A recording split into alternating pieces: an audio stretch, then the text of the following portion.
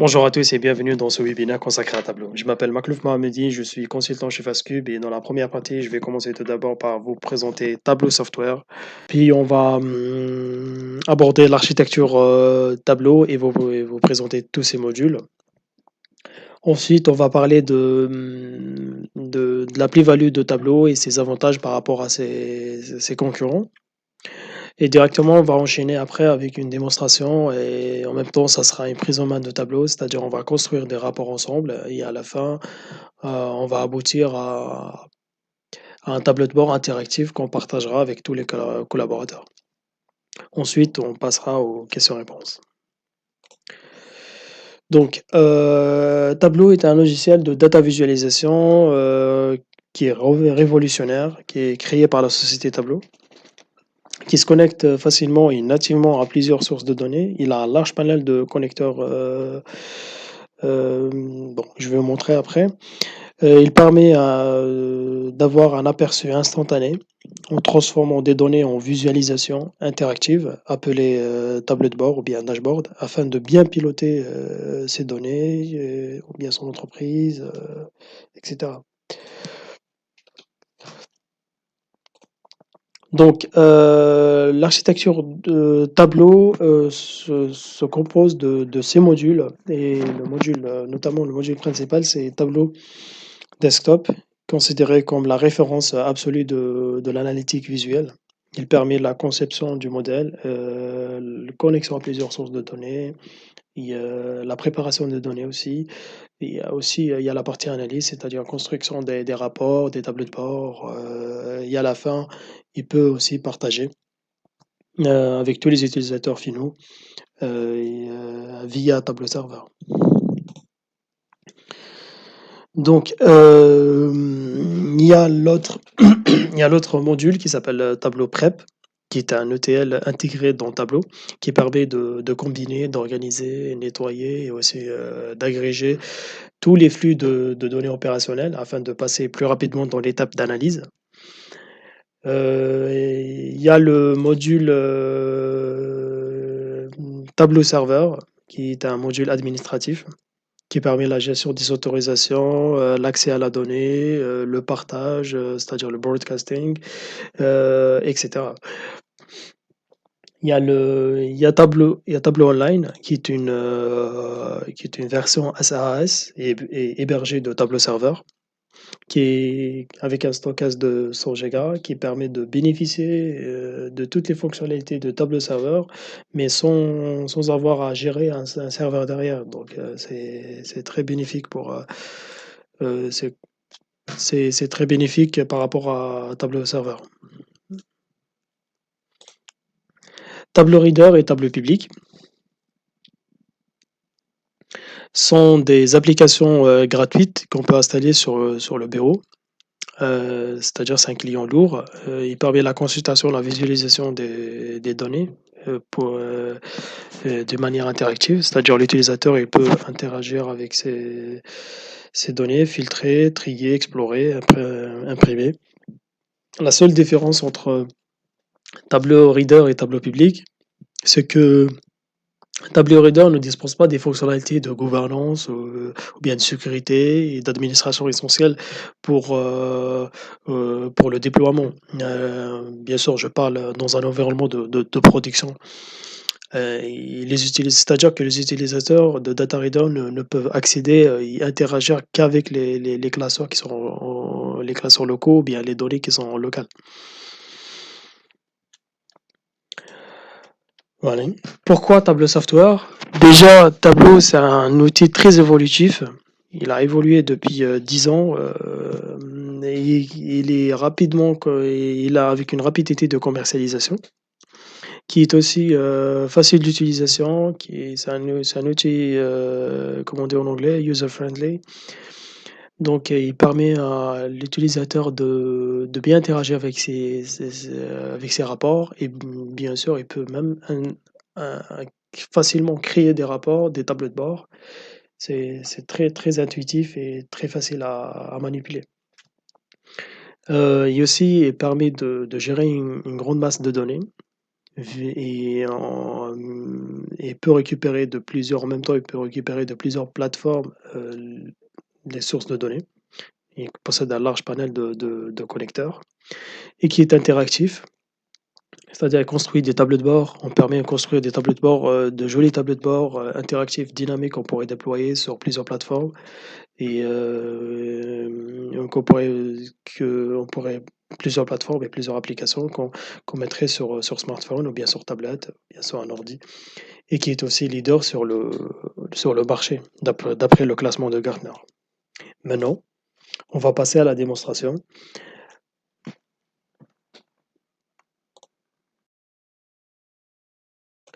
Donc, voici l'écran de démarrage. On peut se connecter à une nouvelle source de données ou à un classeur enregistré.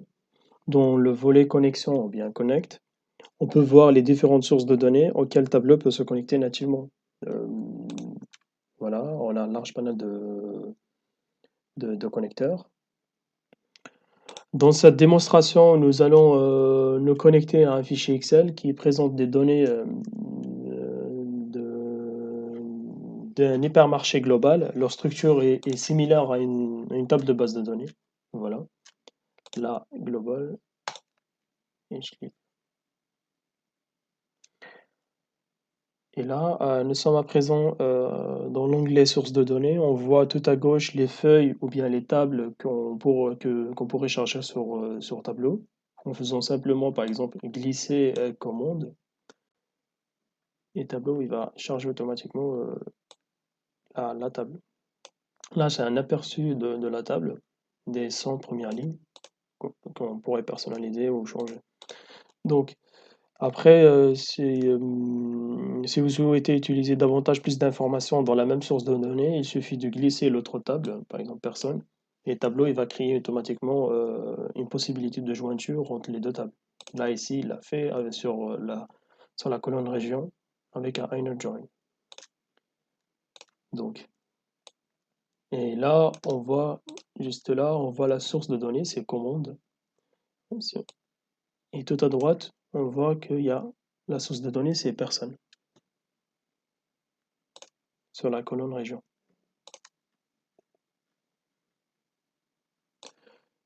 Ici, si vous disposez d'autres données connexes dans une autre source de données, on peut créer une nouvelle source de données intégrée en ajoutant une connexion. Pour cela, il suffit d'ajouter, de cliquer sur Add et d'ajouter, par exemple, là, dans ce webinaire, on va utiliser un fichier CSV plat qui représente les retours de commande. Il va le charger directement. Là, il n'a pas réussi à détecter une possibilité de jointure parce que les noms de colonnes ne sont pas pareils. Par exemple, ici, ID commande avec ID renvoyé, ils sont les mêmes. On va mettre un left. Et là, il va charger automatiquement. J'ai mis un left join et là, on a quelques lignes qui sont nulles, c'est normal. Parce que là, il charge tout ce qui est, commun entre les deux tables et en même temps, il charge tout ce qui est dans la table commande, le reste de la table commande. Voilà. Ici, par exemple, je veux créer, en fait, je veux ajouter la table personne pour avoir plus d'informations. Je pourrais la glisser. Et là, c'est comme techniquement parlant, c'est comme si je suis en train de construire un modèle OLAP avec un schéma en étoile que je pourrais notamment normaliser en créant plusieurs hiérarchies dans chaque dimension. Ça me permettrait après d'analyser mes données en fonction de plusieurs dimensions et sur plusieurs niveaux de granularité. Donc vraiment, c'est très puissant ce que Tableau permet de faire là. Donc voilà. Là, en l'occurrence, on va se contenter juste des deux sources de données, commande et les retours de commande. Une fois qu'on a chargé, on va passer à la préparation de données, parce que Tableau il nous permet de bien importer quelques modifications aux données. Par exemple, ici, euh, Sur l'icône tout à gauche de chaque colonne, il y a- je pourrais changer le type de chaque colonne. Là, c'est un nombre, c'est un entier que je pourrais changer en chaîne de caractères parce que c'est un, comment dire, c'est un identifiant. Voilà, ça charge.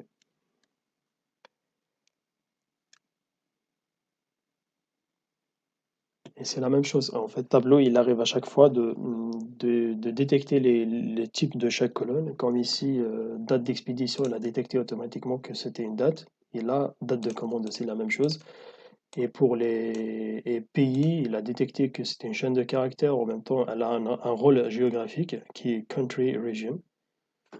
Donc, c'est très puissant.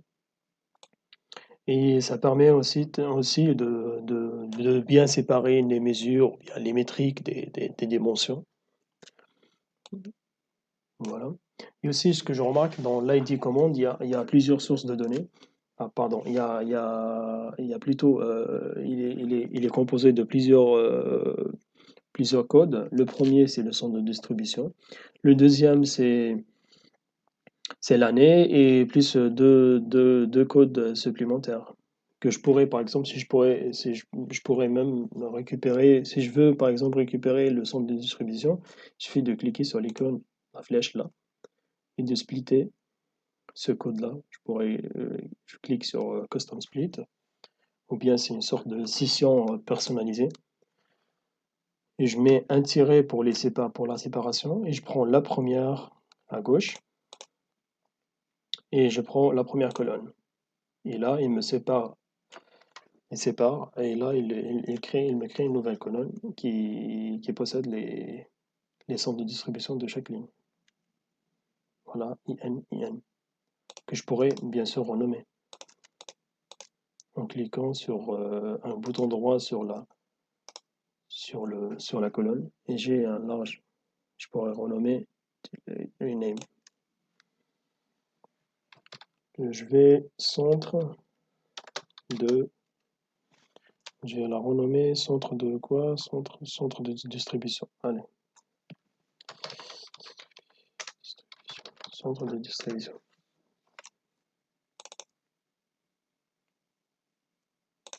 Pardon. Voilà.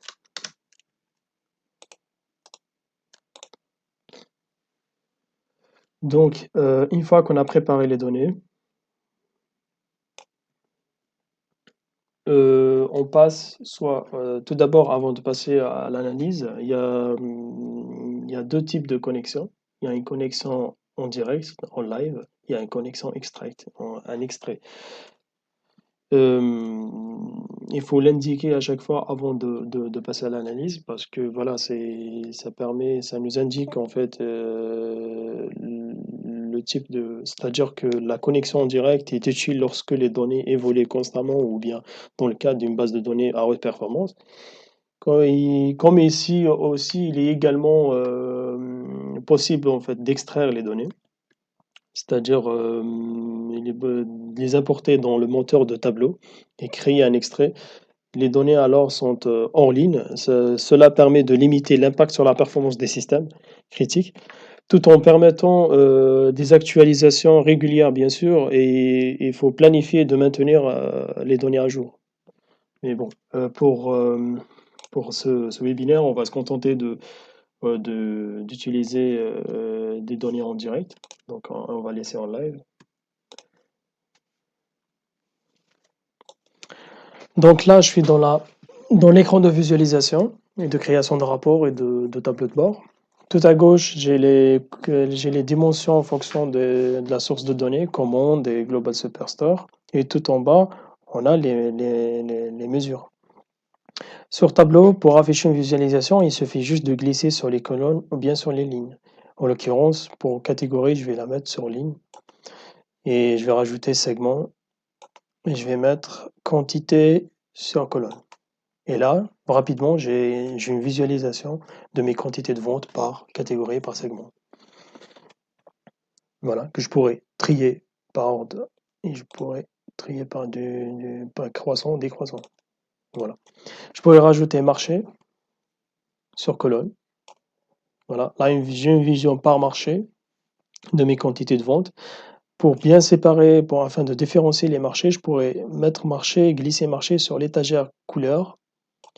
Et là, rapidement, j'ai une visualisation de mes marchés en fonction des couleurs et j'ai un filtre ici qui permet de filtrer ma visualisation.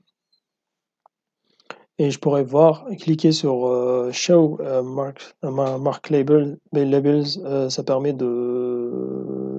d'afficher les labels ou bien d'afficher les quantités sur ma visualisation. Donc là, ce qui m'intéresse, c'est de voir mes ventes. Mais donc là, on va créer un nouveau rapport et ça, on va le renommer en quantité de vente. Quantité de vente. Et là, on va créer un nouveau rapport. On va mettre vente sur ligne. Après, si nous souhaitons observer cela sur la durée, nous pouvons amener date de commande sur colonne. Et là, automatiquement, Tableau il va agréger les ventes par année. Il va m'afficher les valeurs par année. Voilà. Si on veut voir si on veut voir plus de détails par trimestre ou bien par mois, il suffit de cliquer sur le bouton plus, et là j'ai une vision par trimestre. Voilà. Et si je veux voir comparer les trimestres de chaque année, par exemple le premier trimestre de chaque année, je peux intervertir les colonnes. Ça me permet de voir la croissance trimestrielle par année. Voilà. Et la même chose, je pourrais faire la même chose si je veux par exemple afficher sur le même graphe. Je pourrais glisser Year sur couleur et là j'aurai une vision sur un même graphe. La croissance trimestrielle sur un même graphe. Donc voilà. Et par exemple, si vous voulez afficher par mois, une vision par mois, non pas par trimestre, il suffit de cliquer sur la flèche et d'aller dans Month. Et là, j'ai une vision par mois de mes valeurs. Et si par exemple vous voulez changer ou bien voir une visualisation des moyennes des ventes, il suffit d'aller, au lieu d'une somme de mes ventes par mois, il suffit de cliquer sur le bouton, d'aller sur la mesure et de cliquer sur le bouton, sur la flèche, et d'aller sur mesure et de changer l'agrégation somme en moyenne. Là, j'ai ma moyenne mensuelle par année. Voilà. Bon, je reviens. Ici, par exemple, vous voulez voir, dans le cas où vous voulez voir la croissance trimestrielle par année, par exemple par mois, croissance trimestrielle, croissance mensuelle, pardon, par année. Donc, il suffit de cliquer sur la mesure, sur la flèche de la mesure et d'aller dans table de calcul en bas.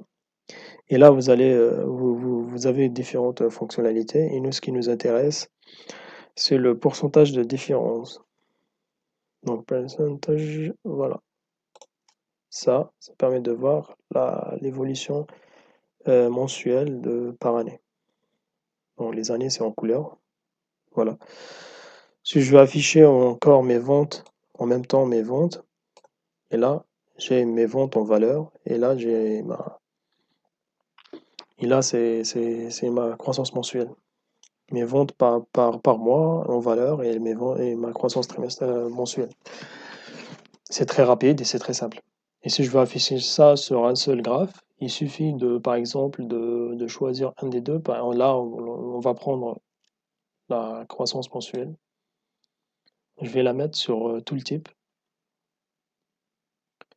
c'est-à-dire infobulle. L'infobulle, elle permet d'afficher, mettre une infobulle quand on passe la souris sur le repère.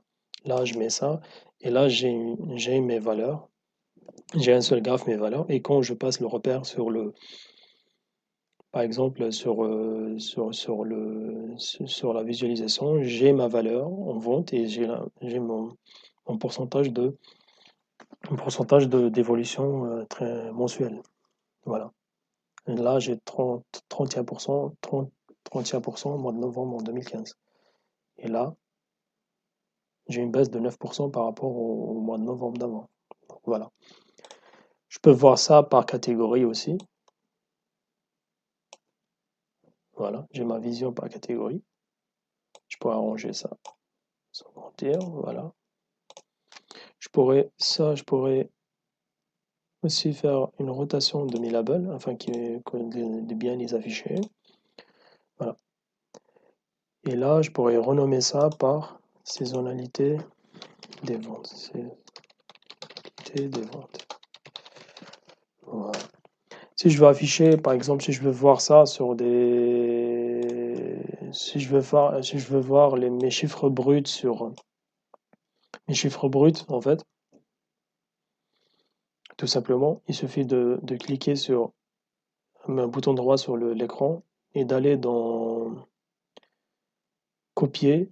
Et là, c'est à vous de choisir soit de copier dans cross table, ça veut dire une table croisée dynamique, ou bien la data, toute la data. Là, on va choisir data.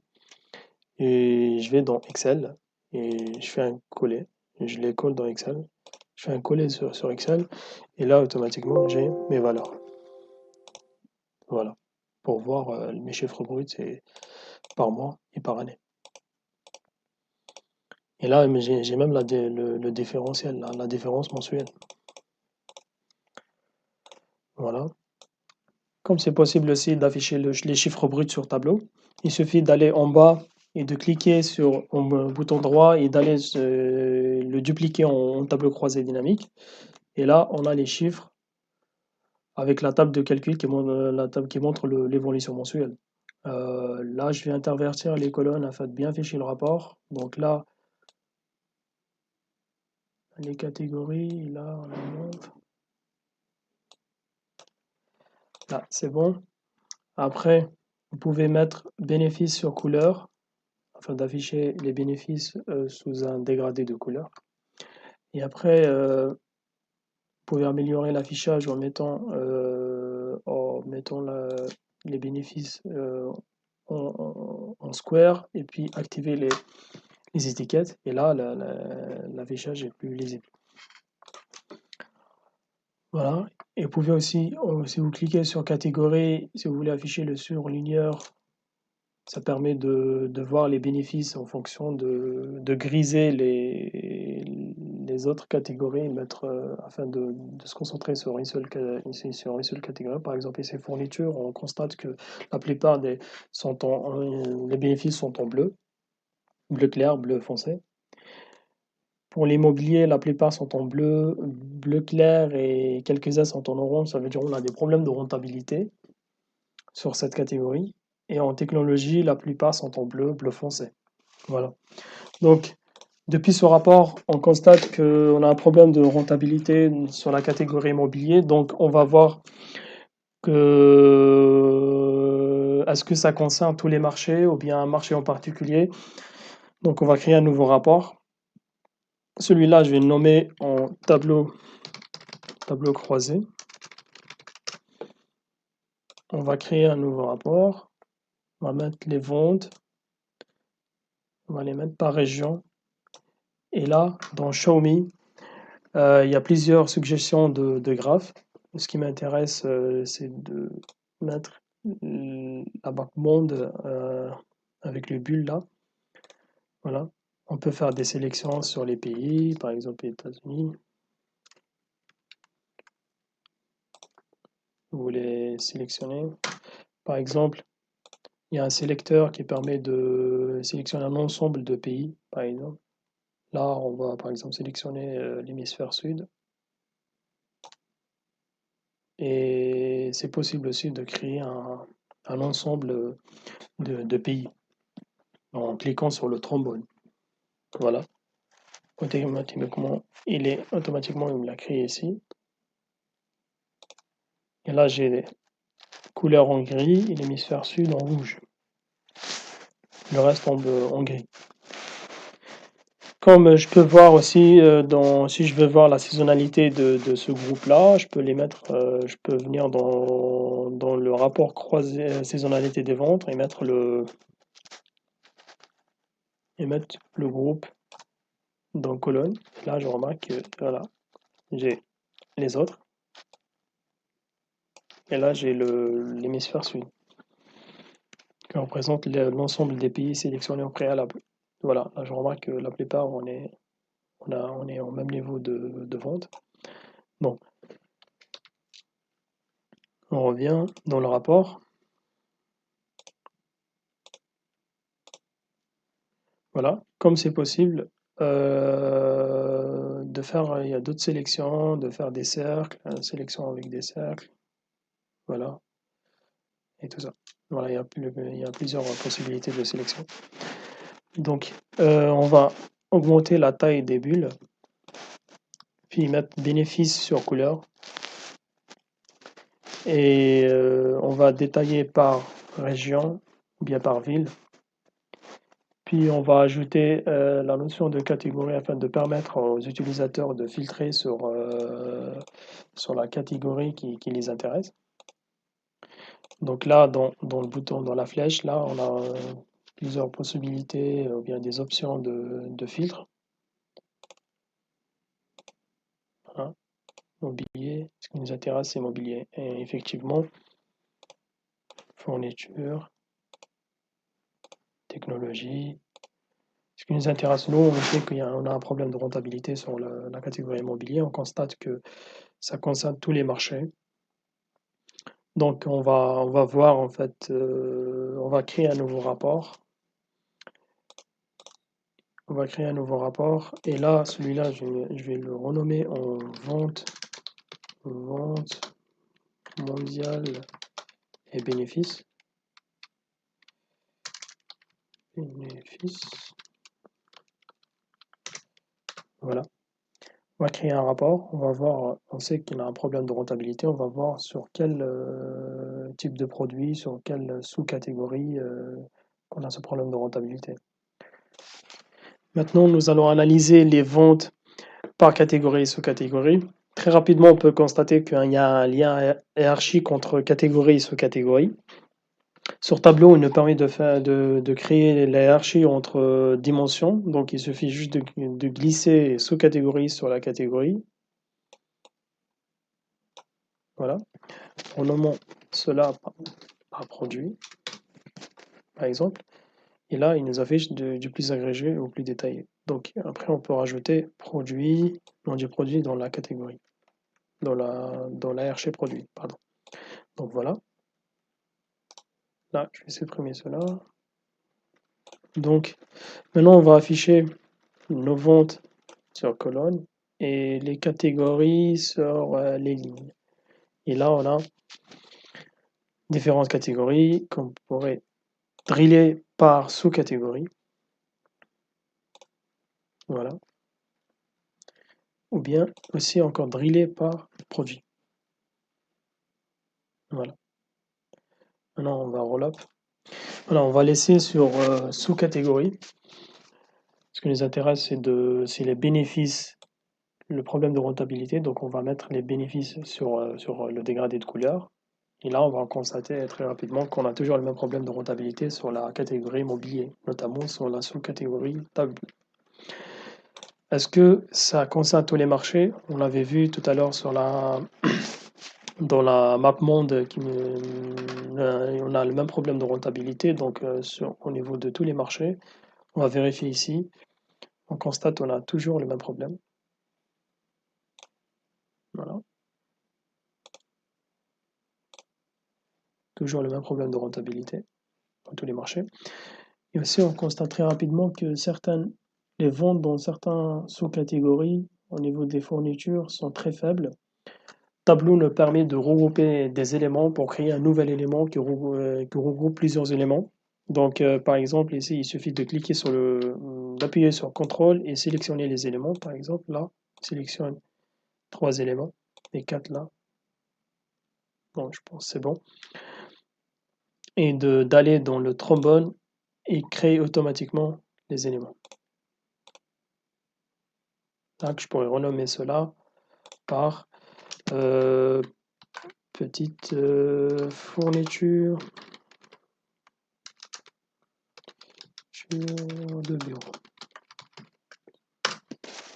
petite fourniture de verrou. Donc, après, on va relever marché. Voilà, on va mettre, on clique sur ce bouton, ça permet de faire une rotation, d'intervertir les colonnes sur les lignes, de mettre tout ce qui est en ligne en colonne et les colonnes sur les lignes. C'est plus lisible et l'affichage est mieux. Donc après, on va cacher ça et faire une rotation. Cela. Voilà. Très rapidement, on a créé un rapport des ventes par catégorie sous catégorie. Maintenant, on sait que le problème persiste, on sait qu'il y a toujours le même problème partout.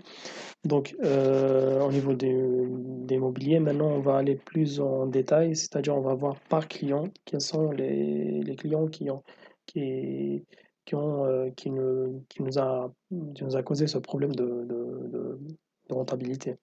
Donc, on va créer un nouveau rapport. Avant tout, on va renommer cela par vente par sous-catégorie.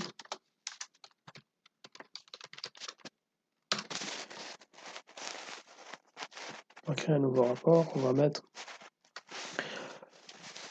On va analyser maintenant le bénéfice par client et par catégorie aussi.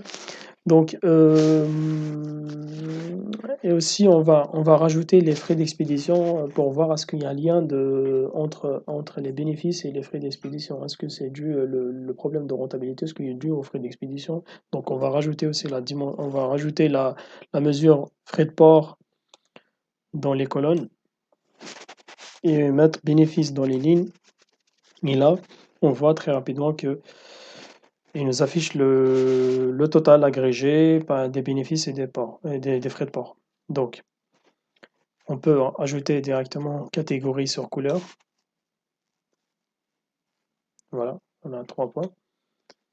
Et ajouter directement aussi ID sur détail. Ça permet d'afficher tous les clients dans le repère.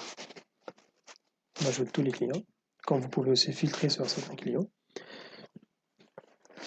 On constate là très rapidement qu'on a sur certains clients un problème de rentabilité. Ceux qui sont au-dessus de 0, au-dessous, pardon, de 0. Là, ici, on peut voir, les regrouper et les voir sur des données brutes directement. On constate qu'on a tous ils ont tous un bénéfice négatif qu'on pourrait aussi exporter sous un format Excel ou bien sous un autre format. Donc là, on a identifié le problème. Donc le problème, c'est les clients qui ont des frais de port assez importants avec des bénéfices négatifs.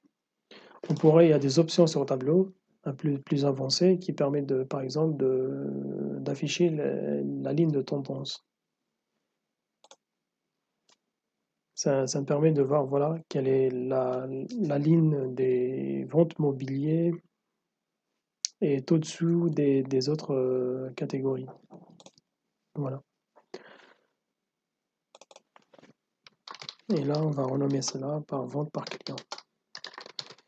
Donc, vous voyez très rapidement, on a construit à peu près 6 rapports. Et maintenant, on va les mettre dans un tableau de bord. On va créer un nouveau tableau de bord. Et là, en cliquant sur ce bouton-là,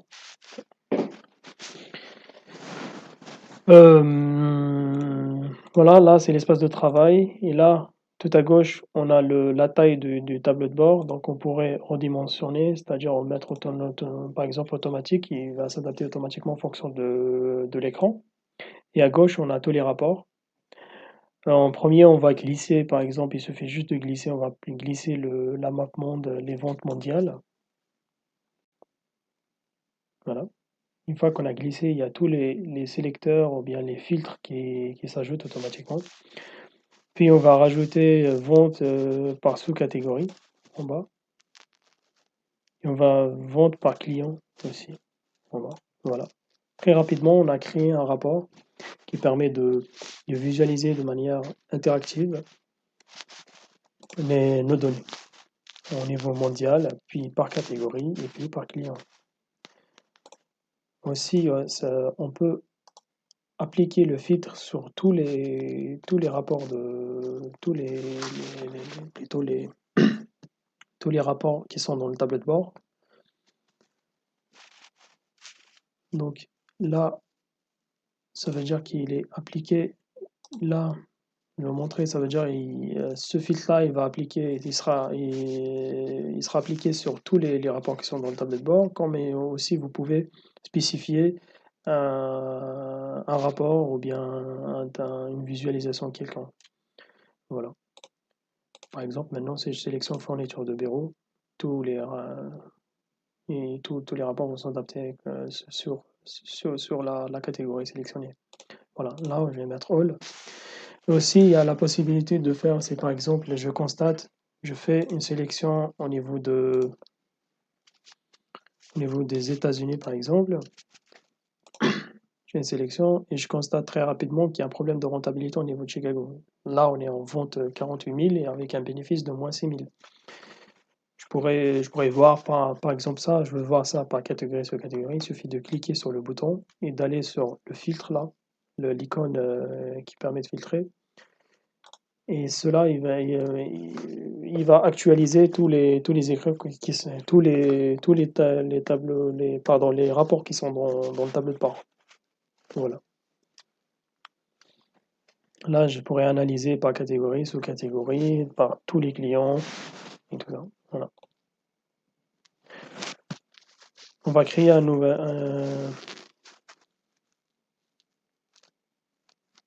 va créer un nouveau tableau de bord. Très rapidement, on a créé des rapports, des tableaux de bord. Là, on va faire la même chose, on va redimensionner notre tableau de bord. Puis on va rajouter, là maintenant, on va rajouter la quantité des ventes par marché. Puis on va rajouter cela, saisonnalité des ventes. Puis on va rajouter notre tableau croisé dynamique. Voilà. Et ce filtre-là, on va l'appliquer. On va ajuster, nous allons ajuster cela très rapidement.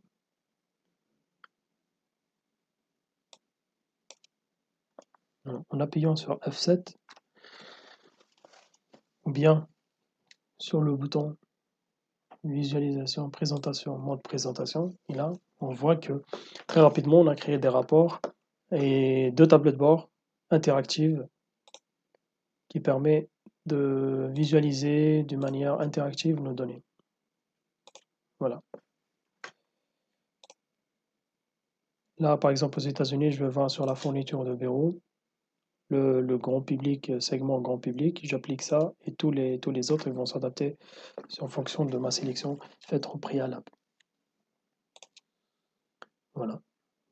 La même chose, si je veux voir au niveau de la saisonnalité pendant le mois de septembre, je pourrais appliquer ça et tous les autres rapports s'adapteront en fonction de la sélection. Voilà, vous voyez que la puissance de tableau nous permet de créer très rapidement, de manière très interactive, nos rapports, nos tableaux de bord. C'est très puissant. Comme là, je sais que j'ai mes rapports et tout ça, donc je pourrais cacher tous mes rapports et laisser que les tableaux de bord et à partir de là, je pourrais faire mes analyses. Là, voilà.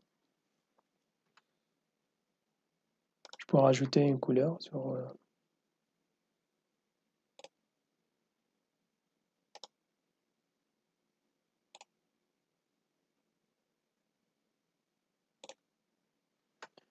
voilà. Je peux ajouter aussi une image.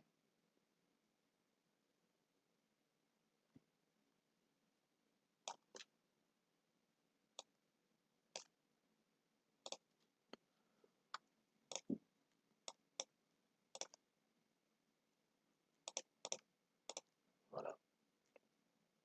On va ajouter une autre image ici.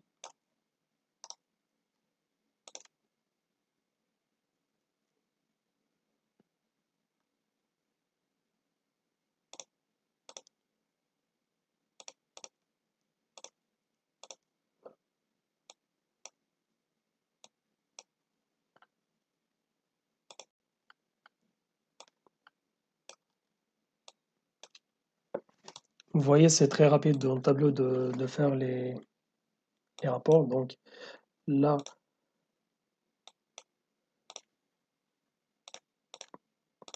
au bout de quelques minutes, on a fait 6 rapports et 2 tableaux de bord interactifs. À partir de là, à partir des tableaux de bord, je pourrais toujours aller vers récupérer le rapport ou bien changer de rapport. Donc voilà.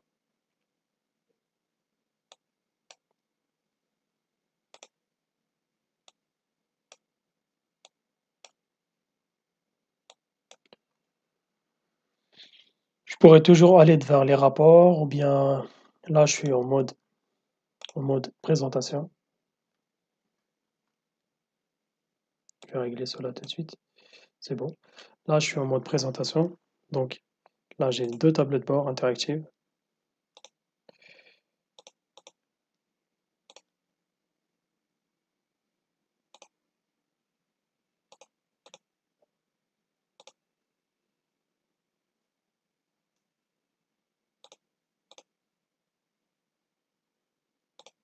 Là, je pourrais voir mes problèmes de mobilier. Voilà.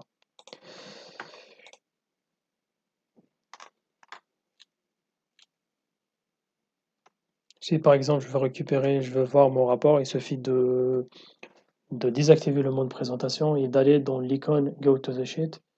Et là, vous pouvez voir, il va vous amener dans le rapport de, dans le rapport sélectionné. Pardon. Là, je mets catégorie sur All, afin d'avoir une vision globale et de voir toutes les catégories confondues. Voilà, c'est bon. Puis je me mets en mode présentation. Il suffit d'aller sur l'icône de présentation ou bien d'appuyer sur le bouton F7. Donc là, tout est bon. Puis, comme c'est possible aussi, comme je vous avais dit, de partager en fait les tableaux de bord à tous les collaborateurs et aux utilisateurs finaux, il suffit d'aller dans Onglet Serveur et de publier le classeur sur Tableau Serveur ou bien Tableau Online. Il suffit de se connecter tout d'abord et de renseigner l'URL du classeur ici. Voilà. Là, je ne suis pas connecté, donc c'est pas possible, mais c'est facile à le faire. Comme c'est possible aussi de l'enregistrer en local. Il suffit d'aller sur l'onglet File et l'enregistrer dans le classeur de tableau. Voilà. Je pense, là, on a fait le tour de toutes les fonctionnalités de Tableau. Vous avez vu avec quelle rapidité, quelle fluidité Tableau pouvait charger les données et les restituer. Voilà, et je vous remercie d'avoir suivi cette démonstration. Et là, on va passer aux questions. Merci.